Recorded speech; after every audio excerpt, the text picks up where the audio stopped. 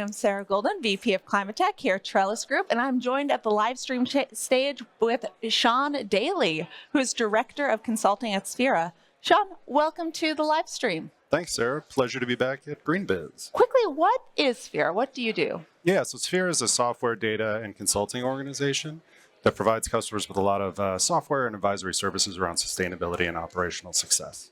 And I know sustainability is just increasingly a focus of organizations with stakeholder demands and also reporting, regulatory reporting, as well as voluntary reporting. And so I'm curious of what like an integrated approach could look like when organizations are looking at the Scope 3. Yeah, so, I mean, organizations and companies are getting hit by all sides for requests for this type of information, right? And not only from customers, but regulators as well, right? So more and more regulation coming online to be able to demonstrate that you are committed to decarbonization, that you're transparent in your climate disclosures, right? So there's a couple ways that we orient around this. So at its core, you need to be able to set a benchmark that you can anchor around, that you can then set decarbonization goals and targets and identify opportunities to improve your operations. That kind of translates into ongoing monitoring and the ability to roll that out ultimately for disclosure and reporting. So the way we do it at Sphera and the way that we help our customers and clients is really to help them look at it for 4 different levels, because data is a huge challenge with this. So the more data that you need, the more you need to take more of an integrated approach across your operation, right? So at the highest level, we've got the enterprise level data. And that's kind of roll-up data to use to be able to do these reports and these disclosures, right? But below that, you got operational data. That's the day-to-day activity that goes on at, say, your retail location or your healthcare facility or your restaurant, whatever the case may be, right? And that's more kind of day-to-day energy and things like that. Below that, you've got product level data. And that's really interesting because things like product carbon footprinting and LCA can impact and inform your Scope 3 inventory, both upstream and downstream, understanding the impacts of those products, their use phase, et cetera. And then finally, you've got the supply chain level, which is casting a wide net out and requires a lot of engagement and a lot of different types of data to collect.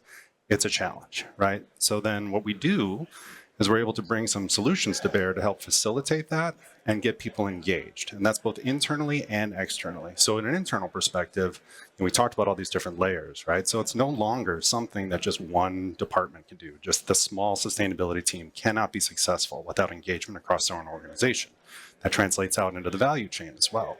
So it's a big tent operation these days, and it takes a lot of effort. So we bring our corporate sustainability software to bear to be able to collect that at the highest level, at the operational level, our environmental accounting, at the product level, our LCA software and expertise, and then at the supply chain level, engagement tools around supply chain sustainability, all aided and embedded by our sustainability consulting, which helps provide the strategy there. And I love that multi-level approach. It just, there's so much confusion around Scope 3 that really includes everything. And so having the ability to break it down like that seems incredibly valuable. I'm curious how you're thinking that companies should be approaching Scope 3 reporting and regulations. And I'm thinking specifically around CSRD and also the California climate disclosure laws that are coming down the pike. Yeah, so I mean, I think if there's one thing that I can stress, start now, get started, don't wait. This is not something where, whether it's you can kick the can down the road or things outside in the world related to administrations and things like that are going to really be able to impact at the end of the day. Like, people need to get started now if they're not. It takes collaboration, as I said before, and engagement. Really, the idea is like start getting prepared and start thinking through the people that you need to engage within your organization to get the ownership over data and be able to kind of bring that all together. If you need advice, seek it now. I mean, we're on the clock. It's 2026 is when the first round of some of these disclosures come online. So if you're not already kind of 2 steps down the road, 3 steps down the road, seek out advice to be able to kind of catch up. Yeah, and of course, this isn't an exercise in accounting. It is an exercise in reducing emissions, and we only have, about 30 seconds left.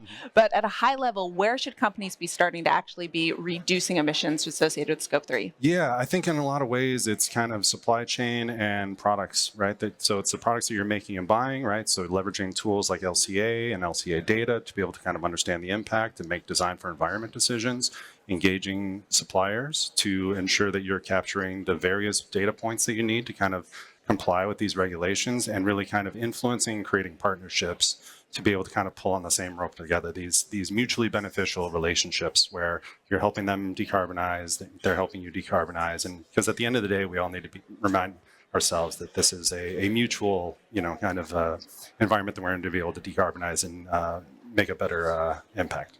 Well, Sean Daley, thank you so much for joining me here today at the GreenBiz live stream.